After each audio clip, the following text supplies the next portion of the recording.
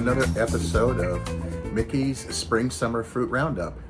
Today we're gonna do some taste testing and talk about some of the different varieties of spring summer fruits. So let's get cutting. This is a sample of some of what I picked up at last week's farmer's market. This is a robotic apricot. You'll see as you look at it, there's lots of little freckles on the top of it and some blush on it as well. I let these sit. Everybody's got their own idea of how they like their fruit. Some people like it very firm.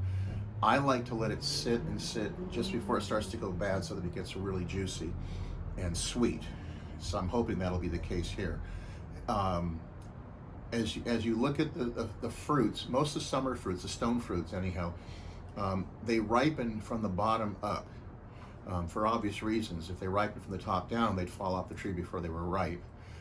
So you tend to be, usually the sweetest is here at the bottom. The red blush at the top is from the sun. It's the red blush and the spots on the top. That's a good thing. That means that this particular apricot was in the sun on the tree, so it got a lot of sun, which tends to make them sweeter. They ripen more, more quickly. So as I cut this open, you can see it's very juicy. You can see it's all, sometimes apricots are very tart and dry.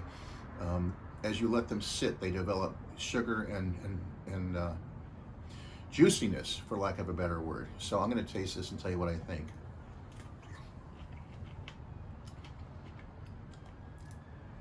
It's outstanding. It's a little tart, more tart than I expected, but very, very juicy, very flavorful. And again, these are freestone fruits. Freestone meaning that the pits come out very easily, as opposed to certain fruits that are cling fruits or semi-freestone, where they don't separate from the pit completely, and nor do they separate very evenly. This is a Kettleman apricot. They're known to be a little more tart. And again, this one, you can see a few blushes on the top, a few little blemishes. The skin is a little bit wrinkled at the top. That's because I've let it sit, excuse me. As it sits, some of the moisture comes out, so the skin gets a little crinkled like that. I forget what they call that on people. Crepe. It gets a little creped, but I wouldn't worry about that. It doesn't impact the taste. This one too has some juice in it, not quite as well. It's pretty juicy.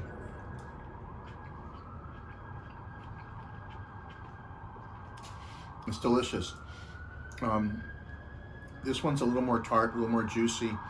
This one has, if you know that classic apricot flavor, this really has a lot of it.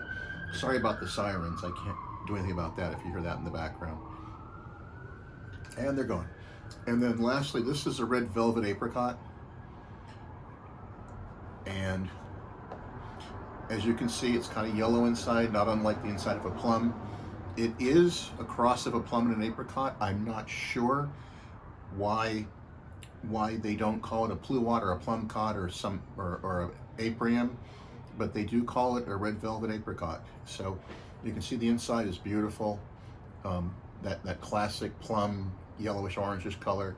The outside is very smooth, like an apricot skin, very velvety, hence the name of the fruit. And I'm gonna give it a taste.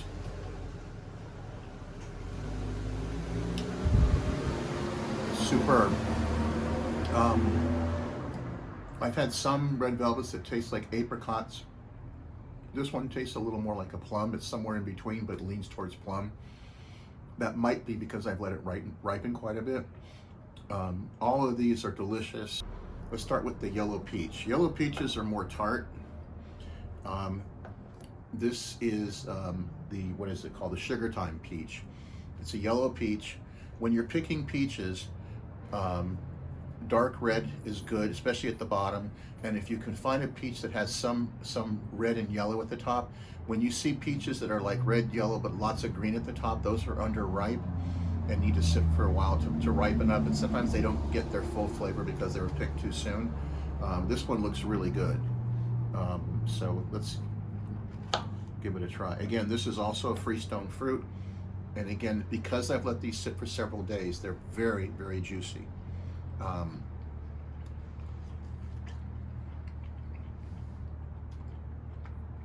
It's superb. It's really delicious, very sweet. It tastes very ripe. It's not very sour, very tart, probably because I let it ripen quite a bit. But very, very juicy, and it tastes like a real yellow peach should taste like as if you picked it out of the garden. Now this is a white nectarine. This one is called Polar Light. If you look at the top, you'll see some like kind of burned skin on it and some blemishes, and on the bottom you'll see lots of freckles.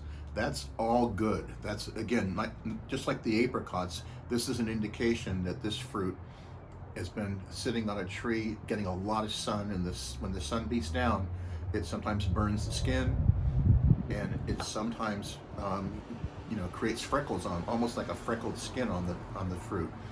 But again, this is the ones that other people pass up because of the blemishes, but actually these are the best ones. These are the tastiest nectarines. So let's give it a shot.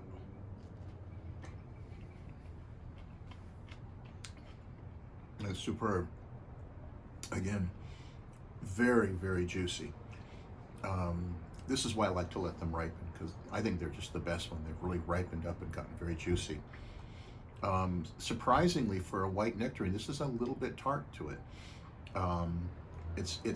It's almost like a cousin of the yellow peach here in terms of the flavors. They would go very nice together. It's outstanding. And then the last one, this is really ripe. See, it even cracked on the skin. This fruit, this is a yellow nectarine. It's called Honey Spring. So let's give this one a shot.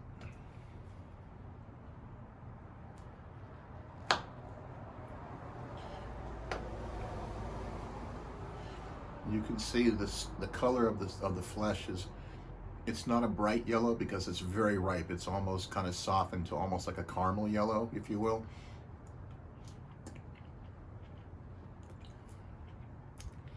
It's very good, very ripe. It almost falls apart in your hand. It's just delicious. And then lastly, we've got a donut peach here. This is the Saturn donut peach. Now let's see if I can break. It's so ripe, I don't want to mess, I'll just cut it open. But sometimes these donut peaches, there's very small pits. So the donut peaches have a lot of flesh, not a lot of pit. The pits are very small. But I warn you, donut peaches ripen very fast, probably because they have so much surface area. So if you're gonna go through your peaches, these are probably the first ones to eat. This is a white donut peach. I think it's a Saturn donut peach.